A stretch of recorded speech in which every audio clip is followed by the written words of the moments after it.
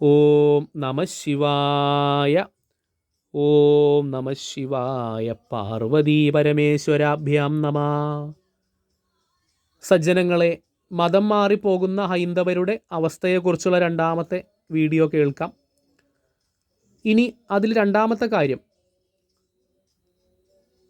നമ്മുടെ ഹൈന്ദവ ധർമ്മത്തിൽ പല സമ്പ്രദായങ്ങളുണ്ട് ആരാധനയ്ക്ക്. ശാക്തേയം, ശൈവം, ഗാണപത്യം, സൗരം, കുമാരം, സ്കാന്തം, വൈഷ്ണവം, പലതരത്തിലുണ്ട്. വാമാചാരം, ദക്ഷിണാചാരം, മലബാരം, കൗളം, ദ്രാവിഡ സമ്പ്രദായം, പല പല പല പല ആചാരങ്ങളാണ് ഹൈന്ദവരിലുള്ളത്. ഒരാചാരമല്ല. സെമിറ്റിക് മതങ്ങളുടെ പോലെ ഇടുങ്ങിയ ചിന്താഗതിയിൽ ഒരു ദൈവം, ഒരു ഗ്രന്ഥം, ഒരു പ്രവാചകൻ, ഒരേ ആരാധന, അങ്ങനെ ഒരു യൂണിഫോമിറ്റി ഭാരതത്തിലില്ല. നാനാത്വത്തിലെ ഏകത്വമാണ്. ദുർഗയെ ആരാധിച്ചാലും കാളിയെ ആരാധിച്ചാലും കൃഷ്ണനെ ആരാധിച്ചാലും ഒക്കെ അവസാനം എത്തുന്നത് രൂപമില്ലാത്ത നിർഗുണ ബ്രഹ്മത്തിലേക്കാണ്, മോക്ഷത്തിലേക്കാണ് എന്നാണ് നമ്മളുടെ പോളിസി. അങ്ങനെയാണ്. നാനാത്വത്തിലാണ് ഏകത്വം. അത് മനസ്സിലാക്കുക നമ്മൾ. ഇനി അതുകൊണ്ട് തന്നെ ഞാൻ പറഞ്ഞു വന്നത് എന്താണെന്ന് വെച്ചാൽ, നമ്മൾ നമ്മുടെ ആചാരങ്ങളിൽ ദക്ഷിണമാർഗികളായിട്ടുള്ള ആളുകളാണെങ്കിൽ അവർ സ്വാഭാവികമായിട്ടും ഏത് ജാതിയിൽ ജനിച്ചവരാണെങ്കിലും അവർ ഉപനയനം ചെയ്തിട്ടുണ്ടായിരിക്കും. ഷോഡശ സംസ്കാരം, അതായത് പൂണൂല് ധരിച്ചിട്ടുണ്ടായിരിക്കും എന്നാണ് പറഞ്ഞതിൻ്റെ താല്പര്യം. അപ്പോൾ സ്വാഭാവികമായിട്ടും ഏത് ജാതിയിലുള്ള ആളുകളാണെങ്കിലും ദക്ഷിണമാർഗം ഫോളോ ചെയ്യുന്ന ആളുകൾ സ്വാഭാവികമായിട്ടും അവർക്ക് ഗായത്രി മന്ത്രജപം, വൈദിക സംസ്കാരം, സന്ധ്യാവന്ദനാദി കാര്യങ്ങളൊക്കെ 2 നേരം ചെയ്യേണ്ടതായിട്ട് വരും.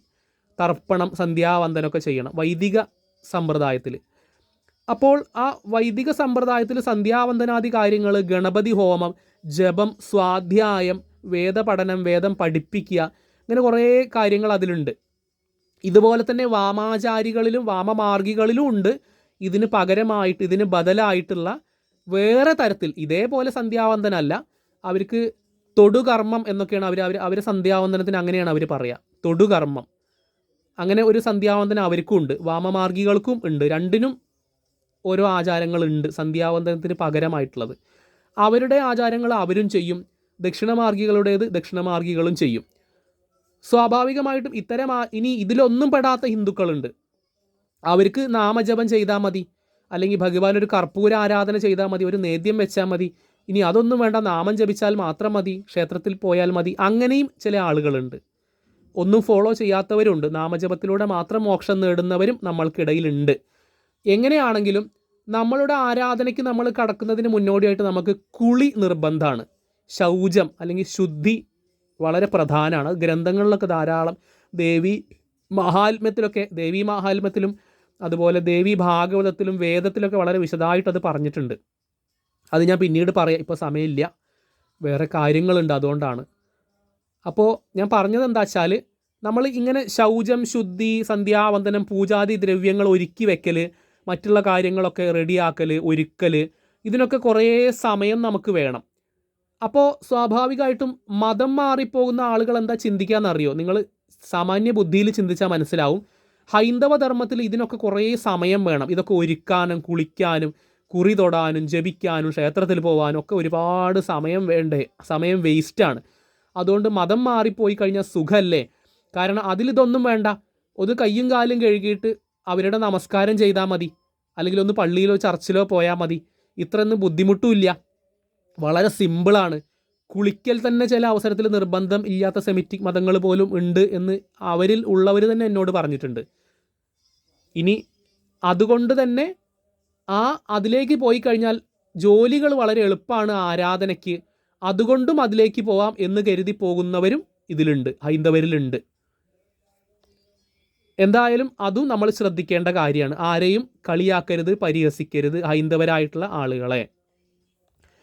ഇനി മറ്റൊരു കാര്യം കൂടെ പറയാം. അടുത്തൊരു കാര്യം എന്താന്ന് വെച്ചാൽ,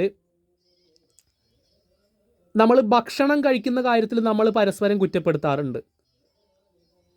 മത്സ്യമാംസാദികൾ കഴിക്കാൻ പാടില്ല എന്ന് പറഞ്ഞിട്ടുള്ളത് വൈഷ്ണവ സമ്പ്രദായമായിട്ടുള്ള ഹിന്ദുക്കളിലാണ്.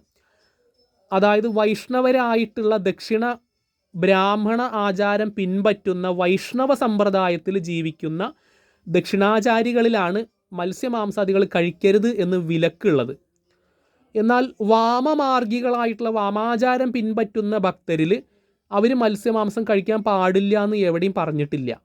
കാരണം അവരുടെ പൂജാദ്രവ്യങ്ങൾ തന്നെ മത്സ്യവും മാംസവും ഒക്കെയാണ്. അപ്പോൾ നമ്മൾ എങ്ങനെയാണ് അവരെ കളിയാക്കുക?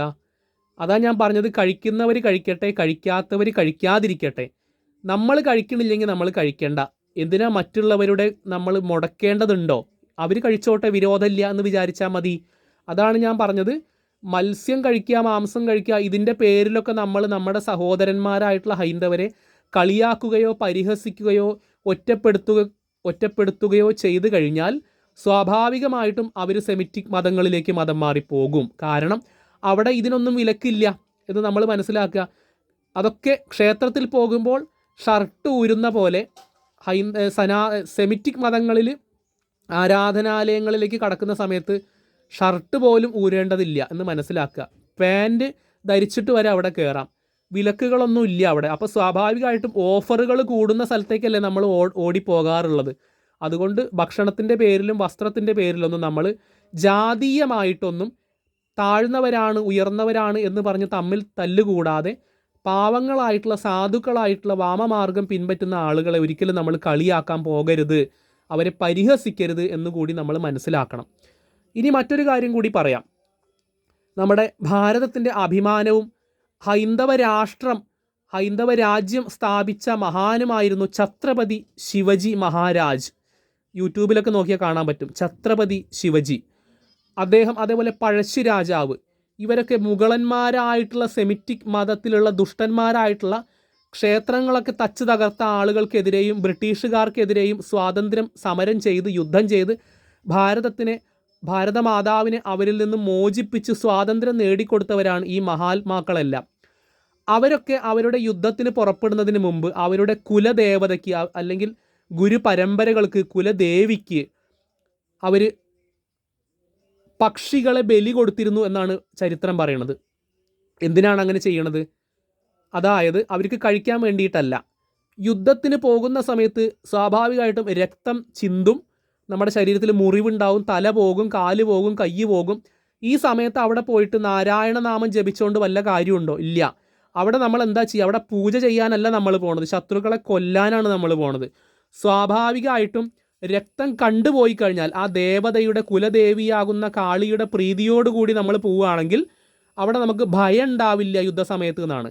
അവിടെ ഭാഗവതം വായിക്കാനല്ലല്ലോ നമ്മൾ പോണത്, യുദ്ധം ചെയ്യാനല്ലേ. അപ്പോൾ ഈ രക്തം ചിന്തിച്ചിട്ട് കുലദേവിക്ക് ബലി അർപ്പിച്ച് പോയിരുന്നു ഛത്രപതി ശിവജിയും പഴശ്ശി രാജാവുമൊക്കെ എന്ന് നിങ്ങൾക്ക് നോക്കിയ കാര്യങ്ങൾ മനസ്സിലാക്കാൻ പറ്റും. ചരിത്രം പഠിച്ചോളൂ, അതിലുണ്ട് എല്ലാ തെളിവ് സഹിതം. ഞാൻ പറഞ്ഞു വന്നത്, വാമമാർഗം പിൻപറ്റുന്ന വാമാചാരികളായിട്ടുള്ള ആളുകൾക്ക് മാത്രമേ രാജ്യത്തിനെതിരെ ഒരു അപകടം വരുന്ന സമയത്ത്, ഭാരതത്തിനെതിരെ തീവ്രവാദികളുടെയും മറ്റാളുകളുടെയും ആക്രമണം വരുന്ന സമയത്ത് അവരെ വാളുകൊണ്ട് നേരിടാൻ ചങ്കൂറ്റമുള്ളവർ ഭാരതത്തിൽ വാമാചാരികൾ മാത്രമേ ഉള്ളൂ എന്ന് ഞാൻ 100% ഉറപ്പിച്ച് പറയാണ്. ഞാൻ ദക്ഷിണാചാരിയാണ് എന്നിരുന്നാൽ പോലും ഈ കാര്യത്തിൽ ഞാൻ അവരെ സപ്പോർട്ട് ചെയ്യും. അതങ്ങനെയാണ്. കാരണം ഈ പാൽപ്പായസവും ശർക്കര പായസവും വെച്ചിട്ട് വെറും നാരായണ ജപിച്ച് നേദ്യം കൊടുക്കുന്ന ഒരാൾക്ക്, ദക്ഷിണാചാരിക്ക്, എങ്ങനെയാണ് തീവ്രവാദികളോടും ശത്രുക്കളോടും ഭാരതം ആക്രമിക്കുന്ന സമയത്ത് യുദ്ധം ചെയ്യാൻ എങ്ങനെ സാധിക്കുക? ഒരിക്കലും സാധിക്കില്ല. അതിനാണ് ഞാൻ പറഞ്ഞത്, കുറച്ചൊക്കെ ഇത്തരം ആളുകളും നമ്മൾക്കിടയിൽ വേണം. എങ്കിലേ ഭാരതത്തിനെതിരെ ഒരാക്രമണം വരുന്ന സമയത്ത് അത് തടയാനെങ്കിലും അവർ വേണ്ടേ. അതുകൊണ്ടാണ് ഞാൻ പറഞ്ഞത് അവരെ ഉപദ്രവിക്കരുത്. നമ്മുടെ ഇന്ത്യൻ ആർമി പട്ടാളക്കാരെ വേണമെങ്കിൽ നമുക്ക് വാമാചാരികളുടെ കൂട്ടത്തിൽ ഉൾപ്പെടുത്താൻ പറ്റും. പൂജ പഠിച്ച ഒരാളെ പട്ടാളത്തിൽ ചേർത്തിട്ട് വല്ല കാര്യമുണ്ടോ?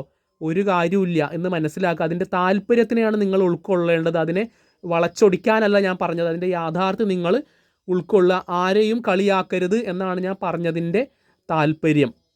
ഇനി ഇങ്ങനെ പറയുകയാണെങ്കിൽ എനിക്ക് ഒരുപാട് കാര്യങ്ങൾ പറയാനുണ്ട്. ഇടുങ്ങിയ ചിന്താഗതിയിൽ നിന്ന് നമ്മൾ ഉയരുക.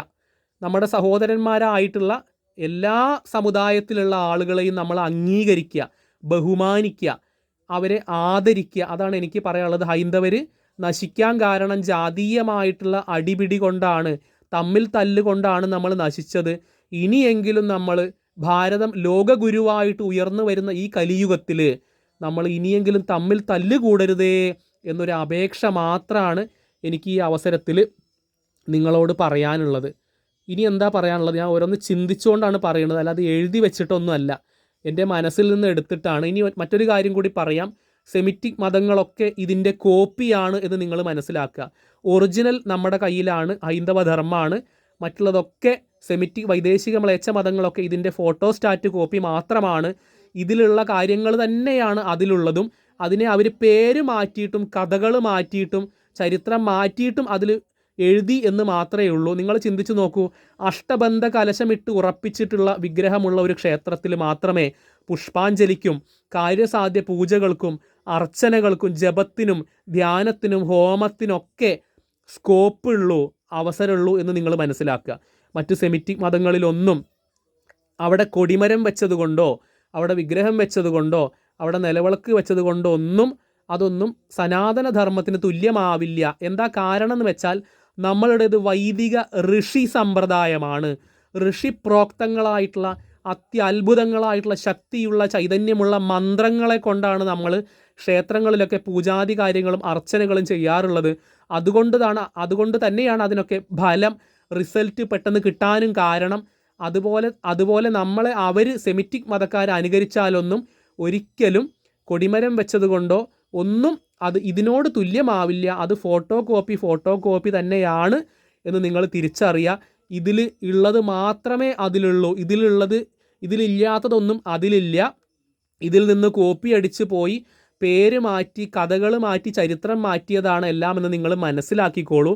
ഇത് തന്നെയാണ് ശ്രേഷ്ഠം എന്ന കാര്യത്തിൽ യാതൊരു തർക്കവുമില്ല. കാരണം ഋഷിമാരാൽ ഭഗവാന്റെ വാക്ക് കേട്ടിട്ടുള്ള, ഭഗവാന്റെ സന്ദേശമെത്തിയ ഋഷി തുല്യന്മാരായിട്ടുള്ള ഋഷിവര്യന്മാരുടെ പ്രയത്നം കൊണ്ടുണ്ടായിട്ടുള്ള മന്ത്രങ്ങളും അത്ഭുതങ്ങളായിട്ടുള്ള അർച്ചനാ മന്ത്രങ്ങളും മറ്റു കാര്യങ്ങളൊക്കെ സൂക്തങ്ങളൊക്കെ നമ്മളിൽ മാത്രമേ ഉള്ളൂ. അതൊക്കെ നിങ്ങൾ മനസ്സിലാക്കുക.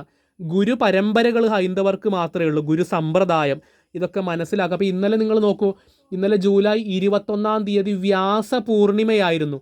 വേദവ്യാസ മഹർഷിയിലൂടെ ലോകത്തിലെ എല്ലാ ഗുരുനാഥന്മാരെയും ദക്ഷിണാമൂർത്തി ശിവസ്വരൂപത്തിൽ കണ്ടിട്ട് ഗുരുപൂജ ചെയ്യുന്ന ഗുരുപൂർണിമ എന്ന് പറയുന്ന ഗുരുനാഥനെ ബഹുമാനിക്കേണ്ട ദിവസമായിരുന്നു 21 ജൂലൈ 21 ഞായറാഴ്ച വെളുത്ത വാവ് പൗർണമി ദിവസം.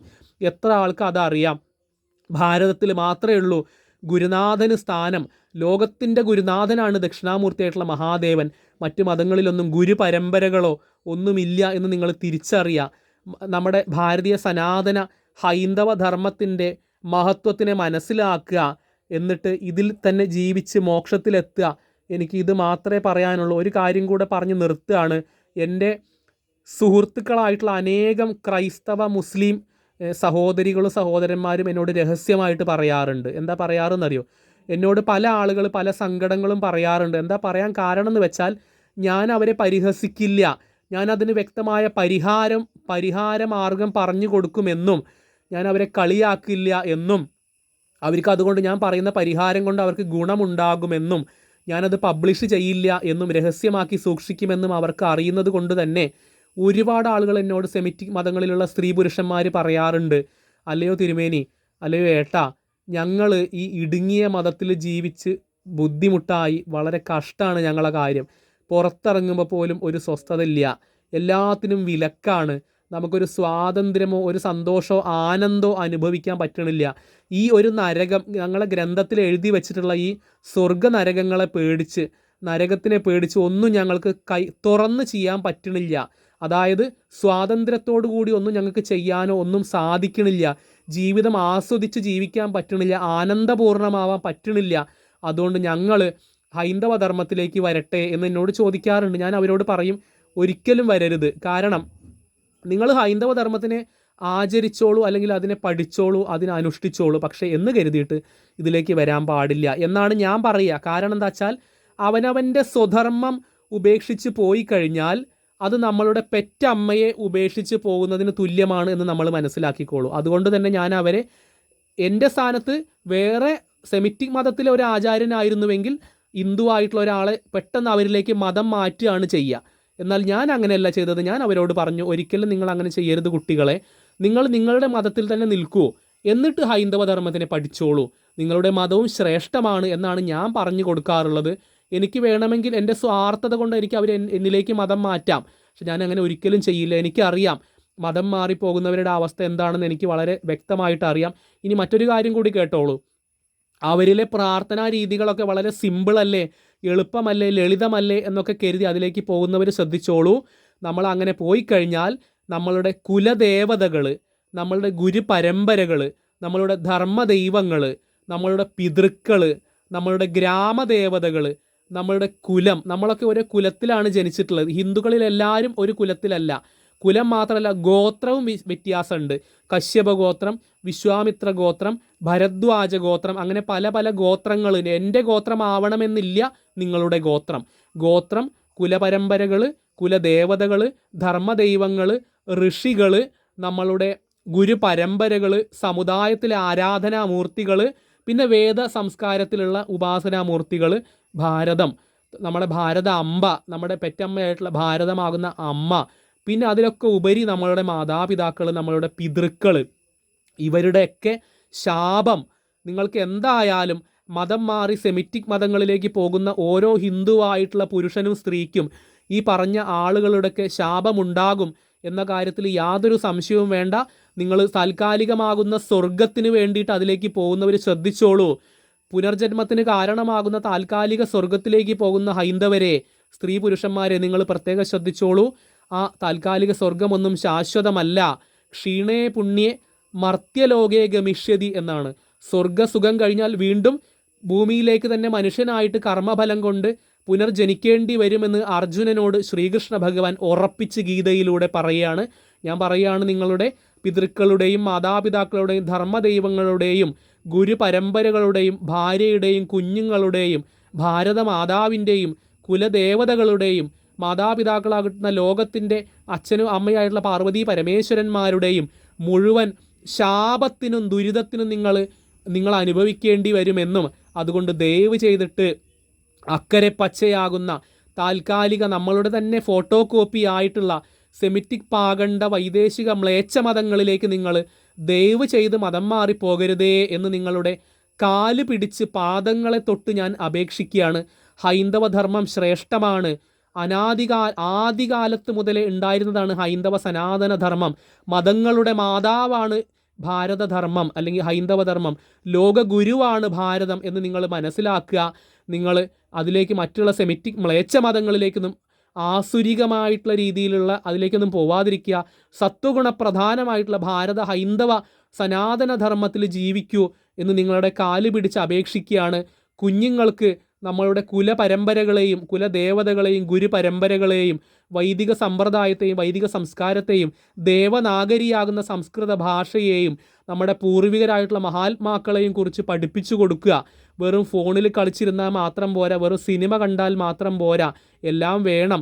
അതിൻ്റെ കൂടെ നമ്മളുടെ സ്വധർമ്മത്തിനെ, സെമിറ്റിക് മതങ്ങളുടെ കുട്ടികളൊക്കെ 5 വയസ്സ് മുതൽ അവരുടെ മതം പഠിപ്പിക്കുന്ന പോലെ നമ്മൾക്ക് മതപാഠശാലകളിൽ ഇല്ല എന്ന് തിരിച്ചറിഞ്ഞുകൊണ്ട് തന്നെ അത്തരം സ്കൂളുകൾ, ഞാൻ ഇന്നലെ പറഞ്ഞു, ചിന്മയ വിദ്യാലയ, അമൃത വിദ്യാലയ, അങ്ങനെ ഒരുപാട് സ്കൂളുകളുണ്ട് നമ്മുടെ കേരളത്തിലും ഇന്ത്യയിലൊക്കെ.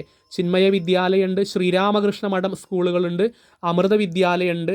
അവിടെയൊക്കെ കുട്ടികളെ ചേർത്ത് കൊണ്ട് വിദ്യാനികേതൻ നമ്മുടെ കുട്ടികൾക്ക് വേദസംസ്കാരത്തിനെ അതിൻ്റെ കൂടെ തന്നെ നമ്മളുടെ ജാതീയമായിട്ടുള്ള നമ്മുടെ കുലത്തിലെ സമുദായത്തിലെ ഗുരുപരമ്പരകളെ പഠിച്ച് അവരെ ബഹുമാനിച്ച് കുലദേവതകളെ ആചരിച്ച് മതം മാറിപ്പോകാതിരിക്കൂ എന്നൊരു അപേക്ഷ മാത്രം പറഞ്ഞുകൊണ്ട് ഈ വാക്കുകളെ ഭഗവാൻ മഹാദേവൻ്റെയും പാർവതീ മാതാവിൻ്റെയും ലോകത്തിൻ്റെ മാതാപിതാക്കളുടെ പാദപത്മങ്ങളിൽ സമർപ്പിക്കുന്നു. ഹരേ കൃഷ്ണ.